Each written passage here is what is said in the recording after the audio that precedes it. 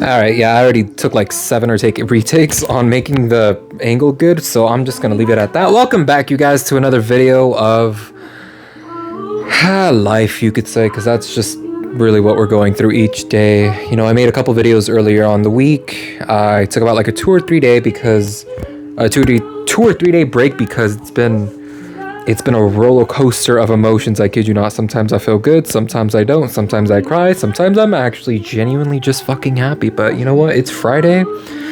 We made it through a week of our transformation.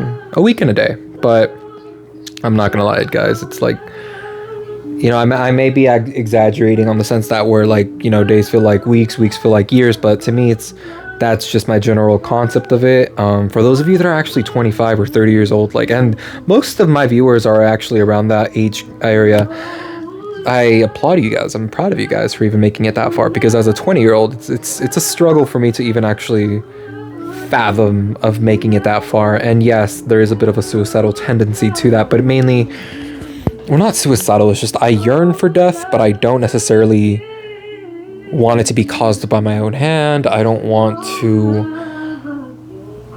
manifest it, and I don't want it to be painful. I want it to be a beautiful, painless, soft death. And essentially, you know, only old people really get that, unless they're not dying by some type of, you know, medical disease or something. Like literally they just die in their sleep, and that's just a beautiful way to go out. But mainly my reasoning for death is because you really do truly get to know someone in their last moments, and you know, that's what I crave for. So in this sense, take my yearning for death as an alcoholic addiction, you could say, in the sense where I crave it, and I crave it because if people were to see me in my last moments, I feel as if they would treat me in a certain way, and not either special or bad, but just simply show their true colors. But I've noticed that, just like, you know how some people don't need alcohol to actually enjoy themselves, there's some people out there that are unfiltered and can actually just express themselves so easily without there being that last moment or near death type of experience. And that's essentially what I'm looking for in most people, and it's very difficult, but you know, eventually we'll look for it. I don't like that song. I mean, it's a good one, but it's copyrighted. Let's put some Joji. Actually, no. Yeah, we're gonna put some Joji. I love Joji. But no, guys, honestly, thank you for those of you that have been watching. Your likes, your comments have been great. You know, this is just the beginning of my journey that I just recently started, and I can finally say what it is.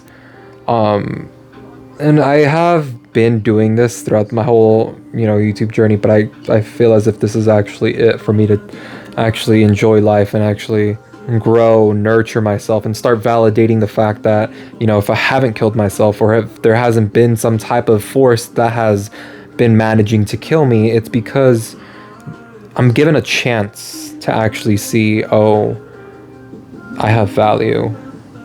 Let's figure it out. Instead of moping and being depressed, you know, I want to fix the situation that I'm in, so that way I can actually never go through it again and help those who are actually going through it. That's essentially what I want to do.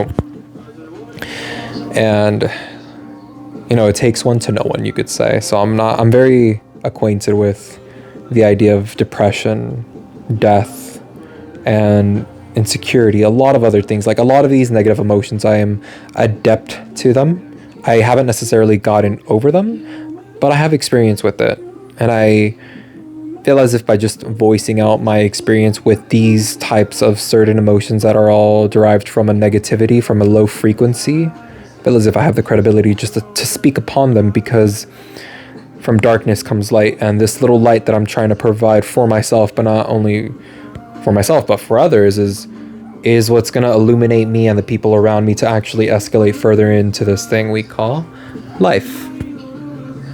You know, honestly, guys, it's been very tough, but today I had a very special experience in the sense where it showed me I can perhaps be alone and still want that romantic relationship that I so desire. And that's exactly what made me go through this transformation. I separated my topic a bit, but I've been going through a breakup, and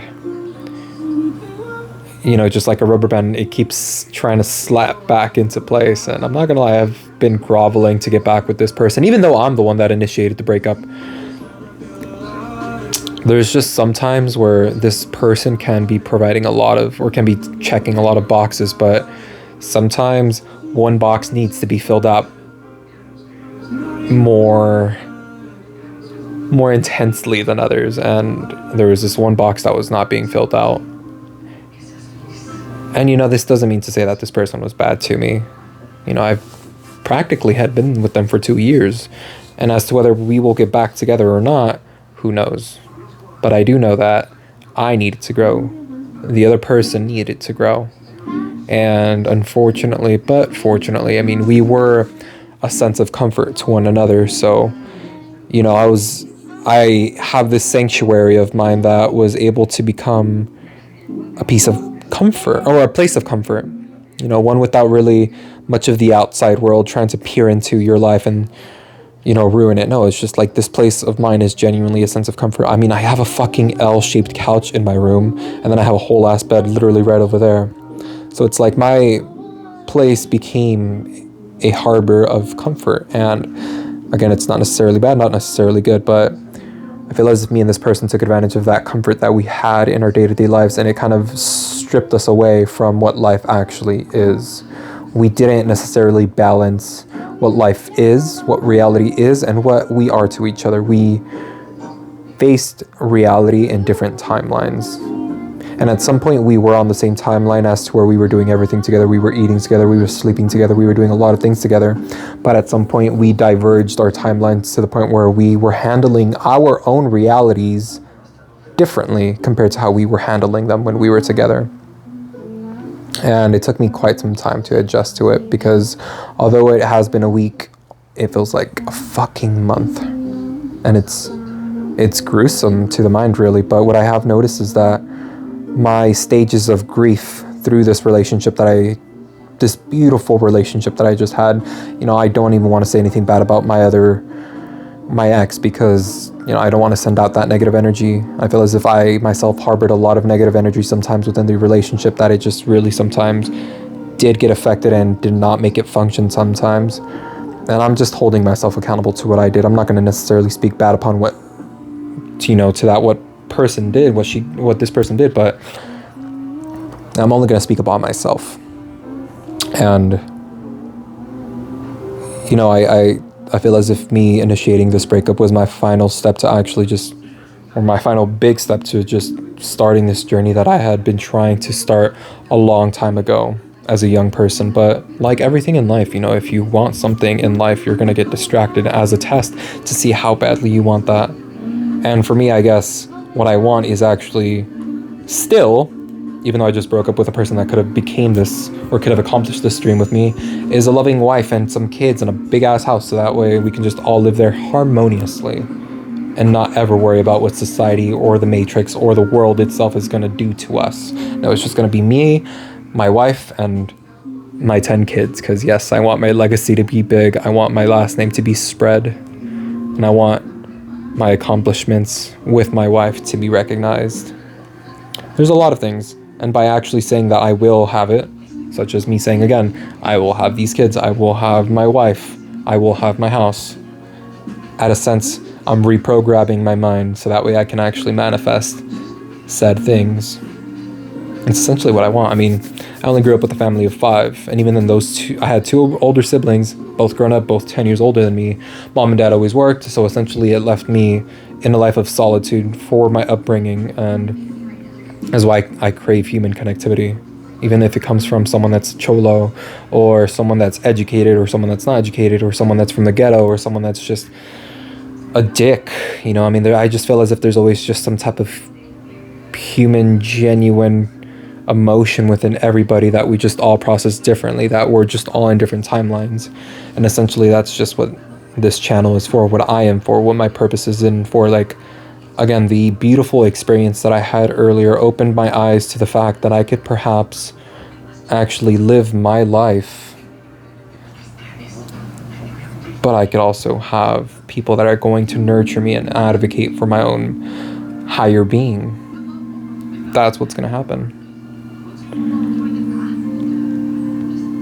I'm sorry, I'm watching a McDonald's ad where it shows the devil as a part-timer. That's so hilarious. Anyways, no. Guys, if you made it to the end of this week, congratulations. I'm proud of you. Let's take a nice 3-day long weekend because, you know, most of us don't work Monday if we're in the rat race. I don't technically consider myself in the rat race because although sometimes I do work 8-hour shifts, I'm actually going to disclose my new job, Chase. I work at Chase now. So thankfully it's only 30 hours. It is going to be a bit of a hard job, but I mean, you know, just mentally being at a job is hard, not going to lie. So I mean, I think I'll be able to be okay. But no, yeah, there's going to be 2 guaranteed days in which I get out either at 2:30 or 1:30, and then the rest are going to be 9 to 5 days. So, yeah, it kind of sucks, but you know what? I'm not going to lie.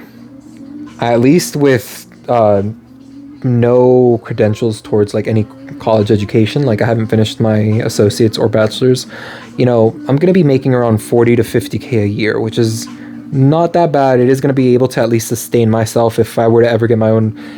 Once I get my own apartment within these next couple of months. And in the meantime, I do plan on becoming a police officer. I actually managed to, what's it called? I managed to pass my test. I just need 10 references. That's taking a bit of time. And then although, you know, I should be hurrying up with the police whole academy thing, it's going to take a bit of time. It really is. So in the meantime, I'm just like, you know what? I'm going to work my job. I'm going to get some money. I'm going to forge my relationships and friendships to be better, so that way when even harder times come, I won't be repeating the same mistake that I always do, which is confining myself to solitude. No, I'll actually have a couple of shoulders to cry on, some people to vent to, and then some people to just genuinely have that connection with in a certain moment. And don't get me wrong, guys, like if you guys ever feel the need to actually want to text me or call me, I'll be down for it, because I mean, that's just what my life is about. Like, I really do want to call and just text people sometimes and get to know them a bit, share them a bit of my own life, and just, you know, the reciprocity of, you know, you share, I share, and then we both just have a good ass, you know, human conversation. It's fucking amazing. But all right, guys, I don't want to make this video too long. I have been, well, actually, literally today, I started feeling better about my whole situation that's going on right now. Let's manifest that we'll just have more positive days. Yeah. But all right, guys. Have a good one, and I'll see you on the next one.